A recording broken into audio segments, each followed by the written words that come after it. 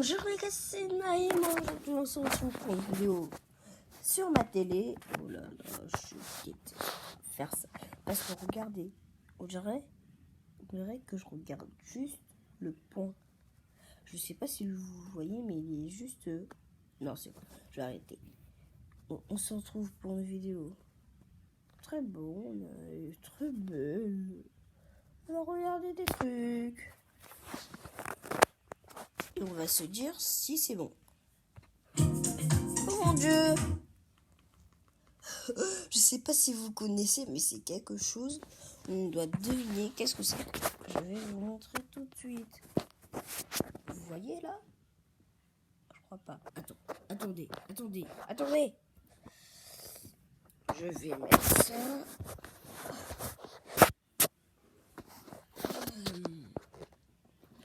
Voilà. Non. Pas comme ça. Attendez. Ma vidéo va être nulle en fait, ça se voit. Non mais je vous le dis tout de suite, ça va être nul. Vous voyez? Ouais, je sais là, le coq et tout, mais ça on s'en fiche un peu.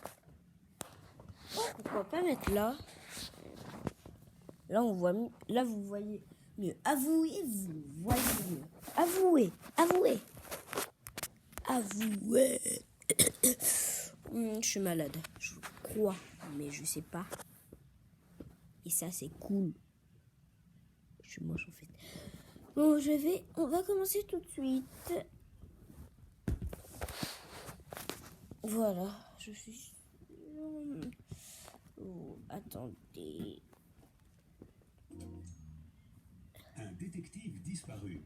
L'inspecteur Henry Parker a disparu alors qu'il enquêtait sur une affaire délicate. Son ami, l'inspecteur Davis, a découvert qu'un de leurs collègues était derrière cette disparition. Davis s'est rendu au domicile de Parker et la femme de son ami lui a remis un mot. Henry m'a demandé de vous la donner si quelque chose lui arrivait. S'il vous plaît, trouvez mon mari. Sur la note, il n'y avait que 4 chiffres. 2-1, 2-1. Davis est allé Ça fait interroger 21, ses 21, on est d'accord. Je suis parti en vacances toute la semaine, tu ne te souviens pas? Dis Dudu. Jack était inquiet. Je n'ai pas vu Parker depuis quelques jours. Tu crois qu'il lui est arrivé quelque chose de terrible? Et Nora a répondu: je ne suis qu'une stagiaire. L'inspecteur Parker m'a donné une tâche et j'étais occupé à la faire. Davis a réfléchi un moment, il a regardé à nouveau la note et a compris qui était le coupable. Tu as 7 secondes pour faire de même. Dudu. Je sais pas pourquoi je dis Dudu, mais parce que là, 2 chiffres, le même, et là aussi 2 lettres. C'était Dudu. Ouais. 2-1, 2-1. Les premières lettres de ces chiffres forment son nom. Le principal Voilà, suspect. voilà pourquoi. Un soir, Voilà. Emma est allée sortir les poubelles de son café. Elle était sur le point de partir lorsqu'elle a aperçu quelque chose de sombre dans un coin derrière les poubelles. C'était une jeune femme et elle était inconsciente. Emma s'est précipitée vers elle, le sac et le smart. Attendez, je voulais juste vous dire quelque chose. Je crois, j'ai fait comme des youtubeurs qui ont fait la même chose. Des youtubeurs qui s'appellent Swan et Néo. Ils ont plein d'abonnés, moi j'en ai 9. J'ai commencé ma chaîne il n'y a pas longtemps. Je l'ai créée, l'une de mes premières vidéos. Vous avez su, non? Je suis sûre que si. C'est le 6 avril. Et aussi, c'est mon anniversaire. Ah non, j'ai eu juste 8 ans. C'est pas aujourd'hui, mais c'était la dernière fois.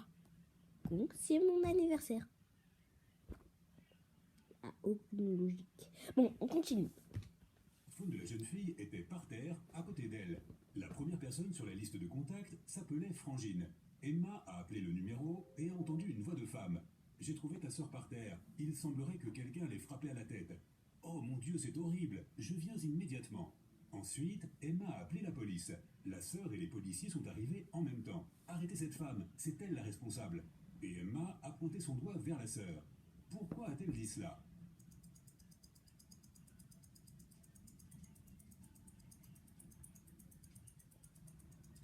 Elle n'a pas dit à la sœur où elle devait venir. Comment connaissait-elle l'adresse? Une montre perdue.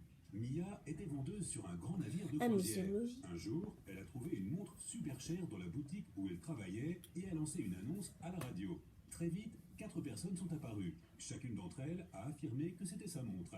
Mia les a toutes regardées attentivement et a réalisé à qui appartenait la montre.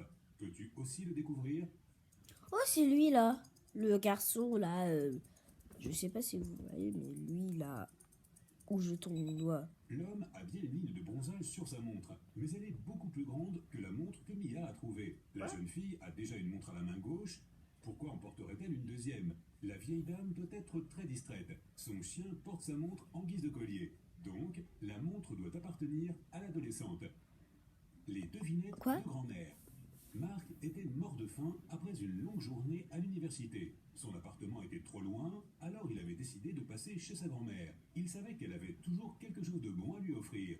Malheureusement, sa grand-mère avait quelque chose de bizarre. D'abord, le visiteur devait résoudre son énigme, puis ensuite, il recevrait autant de nourriture qu'il pourrait en manger. Cette fois-ci, ce n'était pas l'exception. La grand-mère a donné à Marc un morceau de papier. Là, c'était écrit peur, mal, peur, mal, peur, mal, peur, mal, peur. Marc avait terriblement faim. C'est peut-être ce qui l'a aidé à résoudre cette énigme de rébus. Vous croyez que c'est plus de peur que de mal? Parce que je crois que ça veut dire ça, non? C'est logique. Parce que peur, mal, ça veut dire. Si on fait, ça fait. Plus de peur que de mal. Quoi? Un scientifique. Choisis au hasard. Johanna a fait un pari avec ses amis. Elle a dû se rendre dans une maison déserte au milieu de la ville pendant la nuit. Personne n'habitait dedans et elle devait bientôt être démolie. Mais la rumeur disait qu'un scientifique fou utilisait ce bâtiment comme laboratoire. Il était environ 3 heures du matin quand la jeune fille est arrivée devant un grand bâtiment lugubre. La porte était légèrement entr'ouverte. Elle est entrée et a vu un énorme couloir sombre. Soudain, quelqu'un a allumé la lumière et Johanna a vu un homme à l'allure bizarre en blouse de laboratoire. Il se tenait debout devant elle et la regardait fixement quelques instants avant de lui dire « Bonjour, je suis le docteur Clark. » « Mais vous n'êtes pas réel, s'est exclamée Johanna. Comment la fille a-t-elle compris? Il a bien de la lumière, alors où est son ombre? Facile. Même si le scientifique avait un reflet dans le miroir, il n'avait pas d'ombre. C'était un hologramme. Un accident dans un studio de danse. Un jour, le propriétaire d'un studio de danse a trouvé Dylan, l'un des instructeurs, allongé sur le sol dans l'une des salles. Quelqu'un avait frappé l'homme à la tête. Le propriétaire avait appelé la police, ils avaient interrogé les employés et les visiteurs du studio de danse et avaient trouvé 3 suspects. Chloé, une habituée, avait déclaré qu'elle n'avait pas visité le studio depuis plusieurs jours. Elle avait plusieurs jours de congé et les avait passés sur une plage en train de prendre le soleil. Ethan, un autre instructeur, avait dit à la police que son ami l'avait appelé et lui avait demandé de l'aide. C'est pourquoi il avait quitté le studio avant que Dylan arrive travailler. Leila, la petite amie de Dylan, avait admis qu'ils s'étaient disputés plus tôt dans la matinée. Mais après cela, elle était allée voir sa meilleure amie pour parler de leur situation. Les policiers ont tout de suite compris qui était derrière l'attaque. Si c'est là et là, je me casse la tête. C'était Chloé. Quoi? Elle avait dit qu'elle avait passé plusieurs jours sur la plage, mais sa peau est extrêmement pâle. Quoi? Un seul portail. Luc a participé à une expérience scientifique, mais quelque chose a mal tourné. Il s'est retrouvé dans un endroit où il n'y avait rien d'autre que 3 portails. L'un menait à un désert glacé en Antarctique. Le deuxième s'ouvrait sur un cratère volcanique rempli de lave en fusion. Et derrière le 3e portail, on arrivait à l'époque des dinosaures avec d'énormes diplodocus qui erraient dans les environs. Quel portail l'homme doit-il choisir? Les dinosaures, en plus, ce dinosaure, il est pas méchant. C'est un herbivore, ça se voit. Luc se congèlerait en un rien de temps dans un désert glacé. La lave en fusion n'est même pas une option.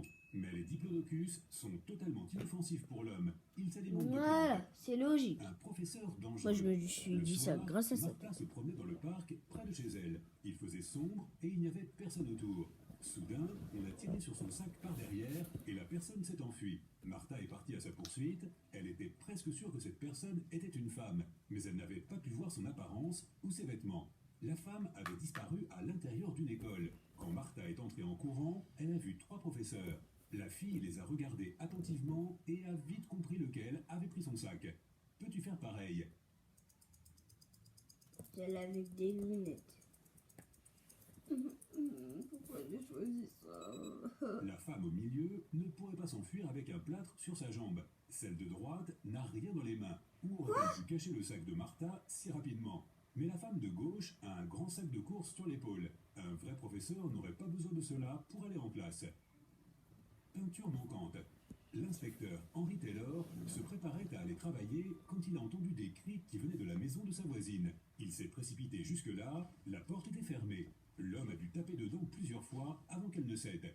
Il avait trouvé sa voisine, mademoiselle Anderson, dans le salon. Elle était attachée à une chaise. « Oh, je suis si heureuse que vous m'ayez entendu crier. Il y a 1 heure, un homme a frappé à ma porte et a dit que c'était un électricien. Mais dès que je l'ai laissé entrer, il m'a attaché et a pris toutes mes peintures inestimables que j'avais reçues de mon grand-père. Et puis il s'est enfui en me laissant ici. » L'inspecteur Taylor a dû arrêter la femme pour avoir mis en scène ce vol. Comment l'a-t-il su? Et me prendre pour un blanc ou quoi? Parce que c'est très logique. C'est vraiment, mais vraiment très logique. Parce que, comment elle les a appelés? Alors, non mais, les gars, si vous n'avez pas donné ça, bah je dirais en fait. Ah, je sais. Et abonnez-vous, s'il vous plaît. J'ai que 9 abonnés, donc faites le mieux que vous pouvez.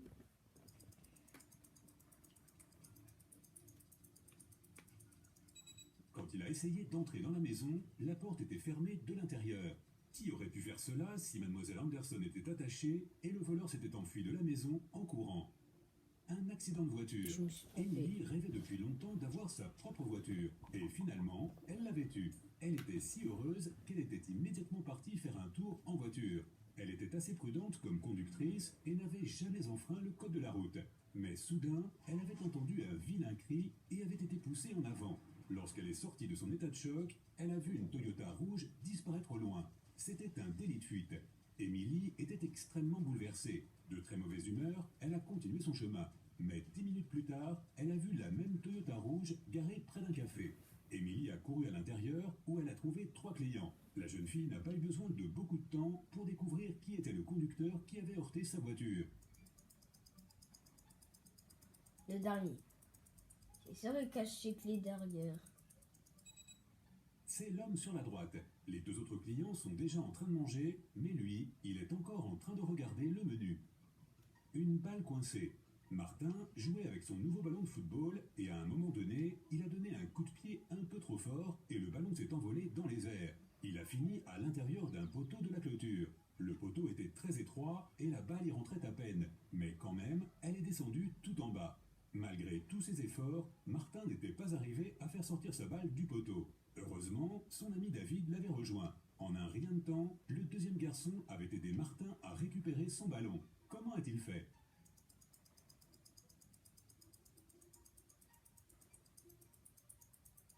Je meurs. David a utilisé un tuyau d'arrosage qui se trouvait à proximité. Il a rempli le poteau avec de l'eau et la balle a flotté à la surface. Si tu as appris quelque chose de nouveau aujourd'hui, alors mets un like à cette vidéo et partage-la avec un ami. Et voici d'autres vidéos que tu devrais apprécier. Il te suffit de cliquer à gauche ou à droite et de rester du côté sympa de la vie. Bon bah les gars, c'est fini. Les gars, vous devrez... Ah non, c'est vrai, on ne peut pas me envoyer des commentaires. Je vous jure que la prochaine fois, on va faire une autre vidéo dessus. Enfin, si j'ai le temps, bien sûr. Donc, n'oubliez pas de lâcher votre plus gros pouce bleu, vous abonner à la chaîne si ce n'est pas encore fait, et activer la cloche pour que vous ne ratez jamais mes vidéos. A plus! Mes petits anges.